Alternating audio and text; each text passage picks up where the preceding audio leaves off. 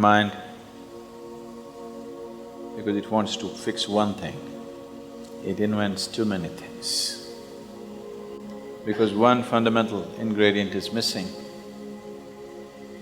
instead of getting to it, it tries to invent so many things. Various types of moralities, various ideas of virtue and sin.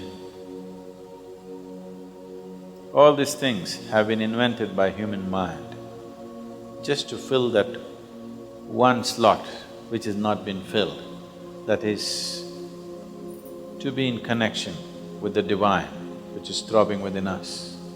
Because that one thing is missing, we are trying to make it up with so many things. What is virtue, what is sin? If you go about debating, I'm sure each individual have his own sense of what is virtue and what is sin, of course according to his convenience.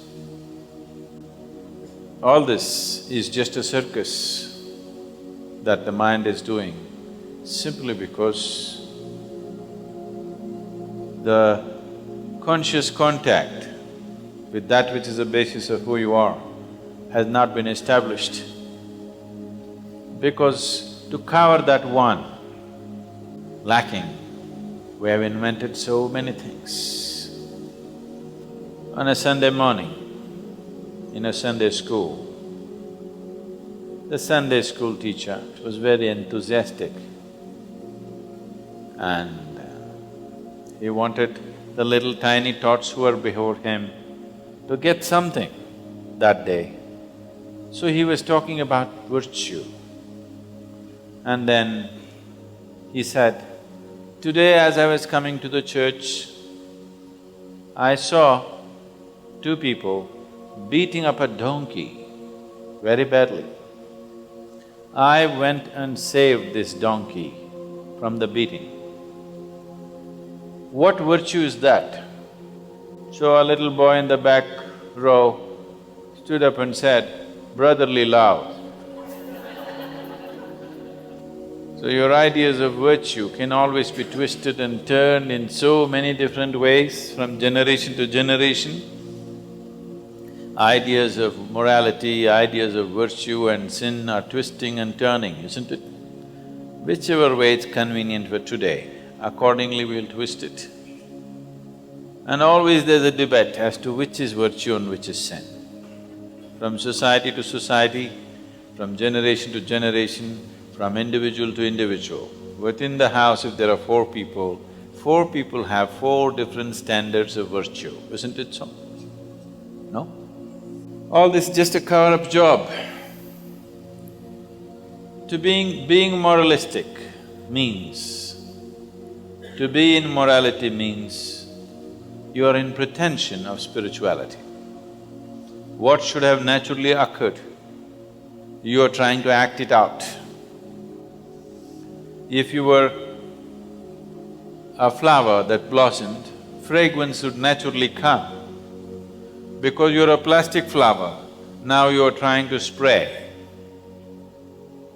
You spray today, in an hour's time, again it's gone. Morality is a big circus. With great difficulty, people are being moral, isn't it? No? With great difficulty. And those of them who are successful in being moralistic, those people who are 100% correct in their morals, one thing that's happening with them is nobody wants to be around them. They don't mind being around somebody who is immoral, but they want somebody lively, isn't it? Totally moral and lifeless, nobody wants to be with them. Please see, the more an individual person thinks that he is a good person, I am good, I am good, I am good, nobody wants to be with him. Because this idea of what is morality, what is virtue, what is sin, is essentially coming in comparison with somebody else. How do I come to a conclusion that I am a good man? He is not okay. Yes? Not okay. She is not okay, he is not okay, she is not okay, he is not okay, he is not okay, he is not okay. Compared to all these people, I am a good man. If I do not make any judgments about any of these people, then there is no basis for me to call myself a good man or a bad man. The more good you think you are, the more you will find nobody is okay. Have you noticed this? People who think they are very good, in their eyes nobody is okay. If nobody is okay, it's not a question of virtue, it is a question of madness. The first sign of psychological disorder is you start thinking nobody is okay. Do you know this? Even medically, the first sign of psychological disorder is you start thinking nobody is okay. Some American author said this, I forget his name. He said, everybody in the world is queer except you and me. You also seem to be little queer. So nobody is okay except you. If nobody is okay, it is a clear case of madness. It is not a question of morality or virtue. So virtue is not about practicing a certain morality. The greatest virtue is that you are in tune with life. You have become life. Am I not life? No. You become too much mind. You become too much emotion. You are not life. And when I say you become too much mind, the content of your mind is not yours. If you carefully watch your mind, you will see your father is sitting here, your mother is sitting there, your teacher here, your friend somewhere else, your enemy somewhere else. Just a whole crowd of people sitting inside and doing crazy things. Yes? When such a crowd of people are there is no question of consciousness. A crowd cannot be conscious, only an individual human being can be conscious. If you carry a crowd of people in your head, the chances of you being conscious are super remote. So the whole process, the spiritual process, is about shifting from being a mental activity to being a life process. Are you a life with a mind, or you a mind with life attached? Let's decide this. Huh? Are you a life with some mental capabilities, or are you a mind with a little bit of life attached? You're a life, isn't it? If you perceive things wrongly, upside down, you could be in deep trouble. I want you to understand, life can get poisoned simply because you have a wrong thought, or a wrong emotion, or a wrong idea, or a wrong philosophy for yourself. So how do you know a particular thought is wrong or right? How do you know a particular philosophy is wrong or right? You do not know. The only way to find out whether something is poisonous enough or not is to drink it and see. After that we will know, you will not know.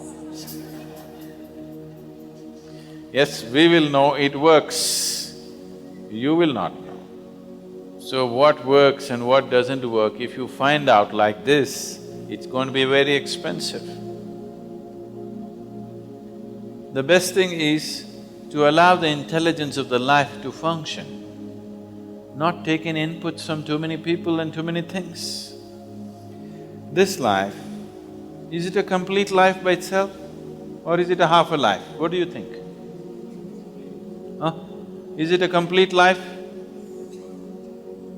Is it a complete life? Yes. But all the priests, pundits, teachers believe it is not a complete life. They think they have to fix you. The moment a child is born, everybody is trying to tell him what is good and what is bad. Because somewhere they believe essentially all children are born bad, or they believe Creator has made a mistake and they're going to fix it. You think Creator has made a mistake with you?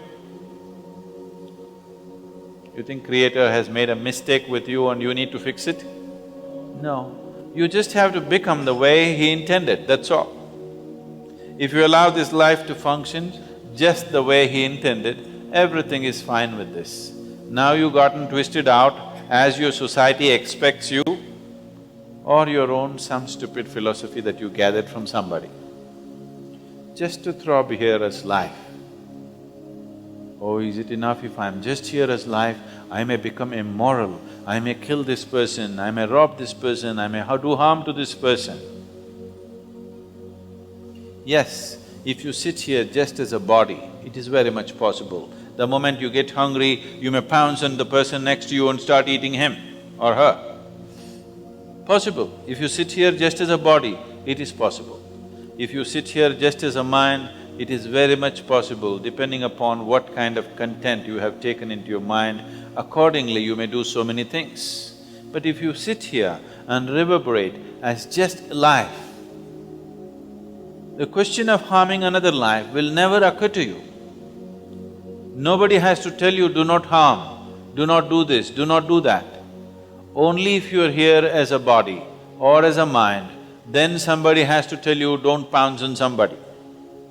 If you're here as a piece of life, if you throb as life, you will see, you will not need any morality, you will not need any teaching, you will not any need virtuous input into you. If you sit here, you're perfectly fine. What this life has to do, you will anyway do. What it should not do, you will anyway not do.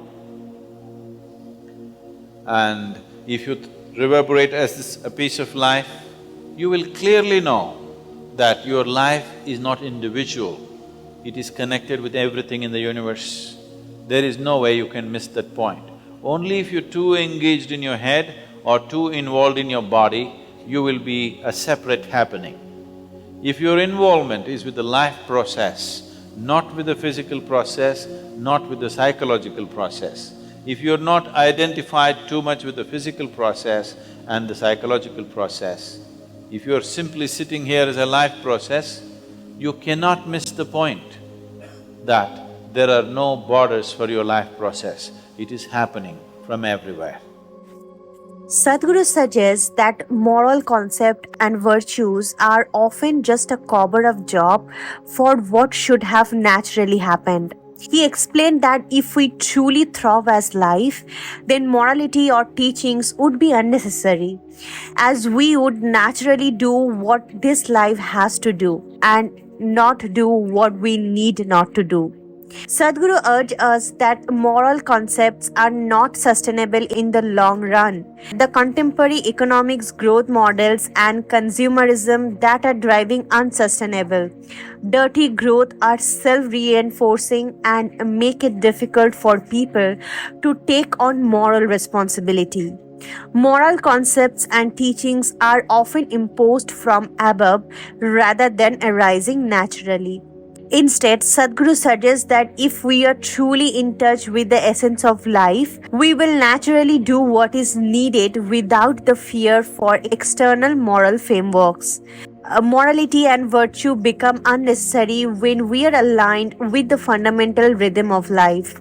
As we have explored today, Sadhguru's perspective on the nature of goodness and the morality offers a profound and thought-provoking challenge to our conventional understanding. The idea that morality may be more about societal balance than individual growth is certainly a paradigm shift worth considering. But perhaps the most compelling aspect of Sadhguru's message is the notion that when we truly recognize life as life, when we experience everything as a part of ourself, moral and virtues become unnecessary. It is a radical shift in perspective, one that invites us to transcend the limiting confines of good and bad and instead embrace the interconnectedness of all things. This is not an easy path, to be sure. It requires a deep level of self-awareness, presence, and spiritual maturity. But for those willing to embark on this journey, the rewards can be truly transformative. In concluding this exploration to the essence of goodness and morality, we invite you to reflect on what you have heard today. Sadhguru has shared profound insight into the nature of these constructs and their place in our life. As you contemplate these ideas, remember that our channel is a space for thoughtful discussion and deep dives into topics that matters. We encourage you to return not out of obligation but out of curiosity and a shared thirst for knowledge. So, we encourage you to continue exploring these ideas with an open mind and heart. Seek out more of Sadhguru's wisdom, engage in self reflection, and allow yourself to expand your understanding of what it means to live a truly fulfilling life. Remember, the true purpose of this channel is not to preach or proselytize, but to inspire, to challenge, and to help you on your unique path of growth and discovery. So keep coming back, keep engaging, and let's continue this profound exploration together. We have a rich library of content, each video designed to ignite your inner inquiry and expand your understanding of life intricacies. So, whenever you are ready to explore more, we will be here ready to embark on this journey of self discovery and growth with you.